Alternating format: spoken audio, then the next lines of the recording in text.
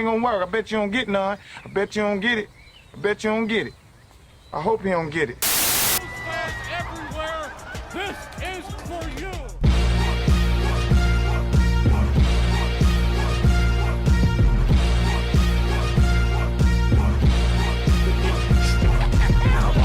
What's good, you guys? It's your boy Joe Castro, aka Philly Fresco. I'm back with another one. You know what it is. It's Philly the podcast. So today we're gonna go over some training camp notes. Football is very, very, very close. I hope you guys are excited because I cannot wait. I'm like a kid in a candy store. So we'll start off with some obvious stuff. We'll start off with the injuries. Everybody's seen the injury reports that they've put out. They have said that they're just being very cautious. The two big names that obviously stand out to everybody is Javon Hargrave and Derek Barnett. Derek Barnett obviously being a young lineman still on his rookie contract. A little bit injury prone, so it's kind of a worrisome thing whenever you see his name on there. But they said it's not nothing to really be worried about, so we'll take them at their word there. Javon Hargrave, it was a pectoral issue. I'm not 100% sure on what the exact diagnosis was, but I know that he did not need surgery, so that is good. We should be good. Shouldn't be anything to really worry about. Obviously, they've had a couple people that have been taking rest. They had Miles Sanders, JP, a couple of other people been on, scheduled rest days or whatever you want to call them. So the injuries, I'm not too worried about. All right, guys, I know I've been terrible. I've been horrible, but the shout outs are back. We back at it. So if you want to shout out, make sure to go head over to the Instagram at PhillyTP. Make sure you guys are headed to the Sunday Sports Talks every Sunday at 12. Make sure you are there. If you are there, I will give you a shout out no matter what. I promise. Now back to the video. Camp battles. We've got a lot going on, and it's a beautiful thing. This usually preseason is where you see and you hear a lot of the buzz at this time. Obviously, we don't have preseason, so a lot of it is just training camp battles, a lot of one-on-one. It's hard to really tell who's going to be who. But so far, we have seen kind of people bring themselves ahead of the bunch, starting with Avonte Maddox. It looks like Avonte Maddox is the cornerback 2, at least for now. And it looks like Nicole Roby is that slot god for the Eagles in the coming up season. The reason people say that, obviously, is because of the snap count that he's gotten with the first team throughout training camp. He has been the number one option for that cornerback 2 position. And when asked, Marquand Manuel did kind of go back to his whole mentality, Sidney Jones's mentality, and just saying that he needs him to be tougher, needs him to, think a little bit tougher, be a little bit tougher. So that's going on with him. Like I said, Roby is locked in as that slot position. I don't see anybody really fighting him for it, especially if Avonte Maddox is going to be the cornerback number 2. Wide receiver depth chart is kind of maybe forming itself a little bit. We all know Deshaun Jackson is going to be at the top of that, but it's looking like Jalen Reagor might be the number 2. It looks like JJ Arcega-Whiteside is coming in at 3rd, and then you got Greg Ward. So it does look like Greg Ward right now will be making the roster, will be in the mix for a starting position. JJ is very interesting case. He's a very interesting case. He hasn't done much. He hasn't really had to do much. Just yesterday, he was practicing with the first team. That's because Deshaun Jackson was out. He was, on a rest day. So he was out there in the 2 tight end sets. I don't see how he fits the team, especially with what we've been hearing from the other rookies. John Hightower obviously doing very well. Quez Watkins with a highlight play on Rasul Douglas, who we'll get to later.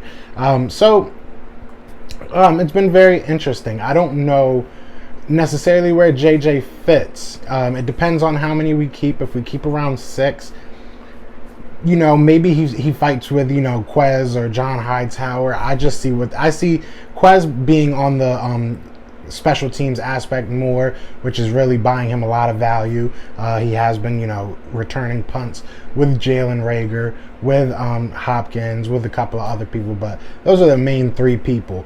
Deshaun Jackson's even been out there, fielding punts. I think he's just chilling. I hope he's not going to be returning punts this year. That's not what I want to see. Now the running back rotation, something that's a little bit more solid. It's a little bit more of a battle toward the end of the bunch if we are to bring on a fourth running back, and kind of the practice squad, you know, how that's going to shake up. Obviously, you have Miles Sanders, you have Boston Scott as the 1 and 2 punch. You have Corey Clement kind of solidifying himself as that third person, which everybody kind of expects. With him, it's more of the health. He has to stay healthy, he has to stay on the field, and he has to be available for us. Those three should see the bulk of the carries, but the Eagles have been looking for kind of a power back, which comes in with Mike Warren, who's seen our story on Instagram, so shout out to him. And then you have Mike Warren and you have Elijah Holyfield, who we obviously got off the practice squad of the Carolina Panthers last year. They've both been doing well. Mike Warren, he got some first team reps yesterday with Miles Sanders missing times, and I believe Boston Scott was out as well with like a day-to-day injury. So Mike Warren has seen some time with the first team. Elijah Holyfield, I don't believe has. So maybe there's an edge there. I'm hearing mixed reviews. I'm hearing that they're both great, that they've both been showing out. So it should be fun to watch. Do we keep that fourth running back? That's kind of a question for you guys. I don't know if you guys think we should. We'll see. You know, we'll definitely see what happens there. Like I said, Quez Watkins, Jalen Reagor, and Adrian Killings. I don't know how to pronounce anybody's name. You know that. If you've been subscribed, you know I can't pronounce anything.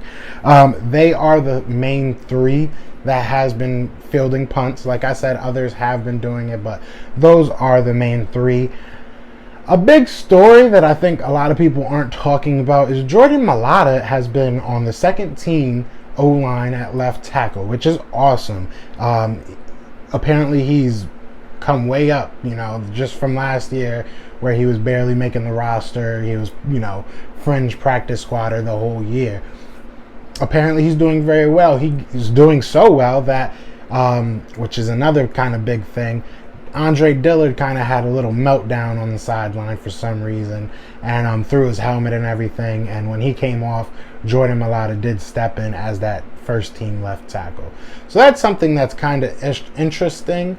Obviously, JP wasn't there. Maybe JP would have, you know, most likely would have been the guy to do that. But it's interesting. We'll see if throughout the year Jordan Mailatta sees some playing time, if something, God forbid, is to happen. Another player on our offensive line that is buying some value for himself is offensive lineman, the rookie, Jack Driscoll.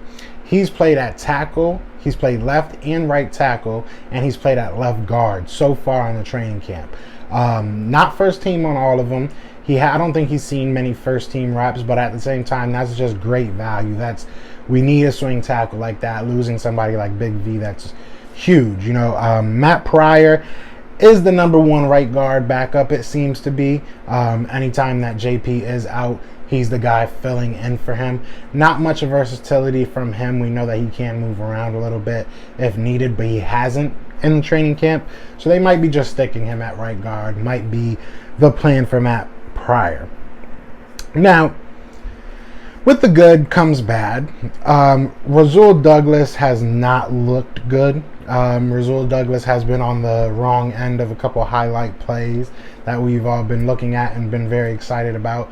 Darius Slay got roasted by Deshaun Jackson, but that happens. Stuff like that happens.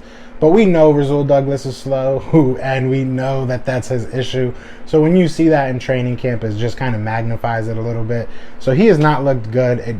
He has not been really talked about as far as a top role, or even, you know, he hasn't really been talked about, which I don't think is good at all. I don't think that's a good sign. And we have a lot of depth in that secondary, a lot of young players, you know, Kayvon Wallace. Not saying that he's going to move to cornerback, but we have a lot of pieces that we can move around, and it looks like at least Avonte Maddox is solidified at cornerback number 2. Then, like I said, you have Roby Coleman at the slot. And then you have Sidney Jones, who looks like the immediate backup to either of those roles. So it comes down to really where would Rasul Douglas fit. A lot of people say move him to safety.